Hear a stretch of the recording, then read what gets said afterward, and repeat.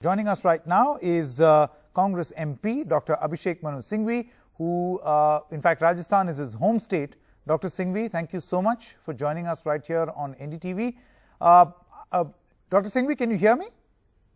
Yes, I can hear you. Okay. Dr. Singhvi, I want to understand, you must have heard what Vasu had to say over there. And the question to you is very simple. As of this moment, Mr. Sachin Pilot has not resigned, so he's very much a part of the Congress party.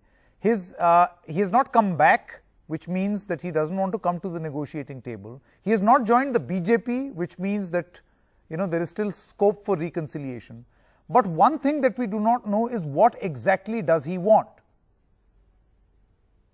Is this a problem? Well, I can't.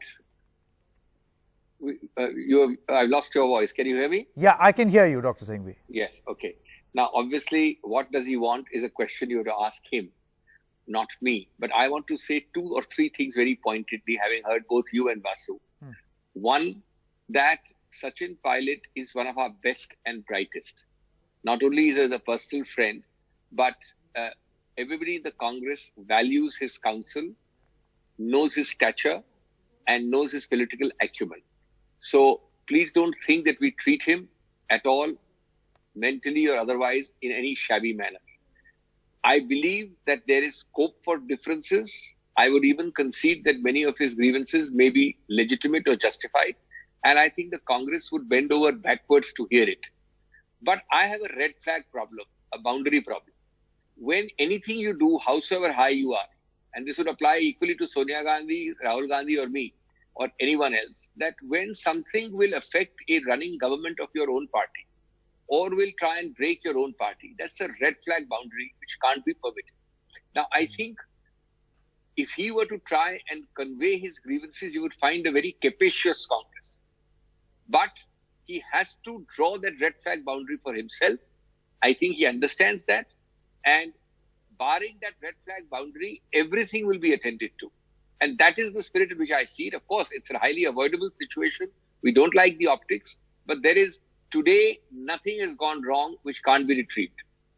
Dr. Singhvi, why would he feel the need to do what he is doing had his issues been addressed in the party forums? This means that the issues went unheard. No. What issues? You have here a situation where, right or wrong, a government is running with X as CM and Y as Deputy CM. Now, fundamentals don't change suddenly overnight. There are rules of the game. Within that, if you have been sidelined or you have grievances, you come and talk. And I think within 3 or 4 days, from the top level downwards, there will be hearings and there will be redressal to the extent it's possible. But you cannot be trigger happy so as to have a spectacle of 2 groups of MLAs trying to be paraded. It's as simple as that. I think Mr. Sachin Pilot is far too senior, accomplished and mature and competent and well-known a person not to realize that. Now, there are a couple of issues that have been addressed by loyalists close to Sachin Pilot, and I'd like to, and I'm sure you must have heard a few of these problems. At the top most is the last straw, as many call it, a notice by the Chief Minister to the Deputy Chief Minister to appear in front of the ACB. Do you think that this was absolutely uncalled for? See, I'll tell you 2 points. First, your narrower question. I think it's a nice oversimplification which you've made with a journalistic license.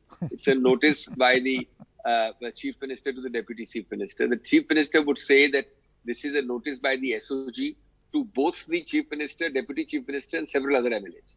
And they are asked to explain comments by A and B who are BJP outliers. Now, that I can agree with Mr. Sachin Pilot may not be a valid interpretation. He may find something sinister. I can agree with him. And for that, he needs to straightaway bring it within the party. And I think it's not a question of Mr. Gehlot being alone there to take decisions. There is a party system. So I don't think Mr. Pilot should assume the worst in that. There is a completely different interpretation for that notice which is possible. And it certainly would not justify parading 2 sets of MLAs. But I want to make a larger point which I forgot to make earlier, and that is this, very briefly. See, at the end of the day, in democracy, you are an MLA elected on party X. the Supreme Court has called defections a constitutional sin at least in 10 cases. Our entire system is geared, laws are made to prevent it. At the end of the day, if you are, and I'm not talking of Mr. Pilot, I'm talking of the system and the principle. If you are an MLA, you jolly well either resign, but as long as you stay in the party, you cannot do things which are anti-party to the extent of toppling your own government or your party. That's the absolute red flag area. And if you have the guts, you resign. And I think that point is something which is a morality of principle on which the Congress would steadfastly stand. There is no need to reach that point. Everybody knows the red flag boundary. But, sometimes they say the path to hell is paved with good intentions. All right. Dr. Singhvi, thank you so much. A lot of things have been said, yet not attributed, which is classic Dr. Singhvi. But thank you so much for joining us right here on NDTV.